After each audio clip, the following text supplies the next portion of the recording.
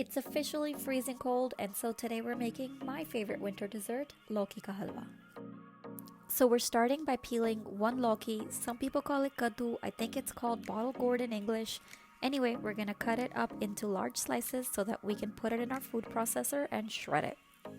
And if you don't have a food processor, you can also chop it up really finely if you like. Once that's done, we're gonna add it into a large pot with some cardamom seeds, and we're gonna steam this for about half an hour until our lauki is fully cooked. And we'll cook this with the lid on medium-low heat.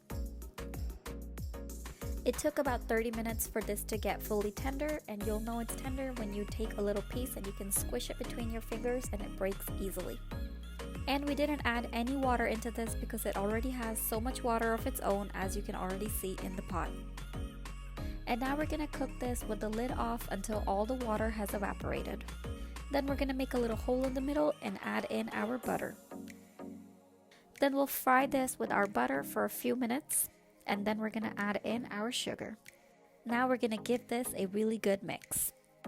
Then let's add in a pinch of saffron that's been soaking in some milk, and we'll give it a good mix and cook until the butter begins to separate from the lauki. So that took an additional 10 to 15 minutes, and you can see that the butter is beginning to bubble right around the edges. At this point, we'll turn the heat off and add in a cup of dry milk. Then we're gonna stir this together until it's all combined, and you'll still have some small pieces of the dry milk, and that's perfect because that's gonna taste like khoya.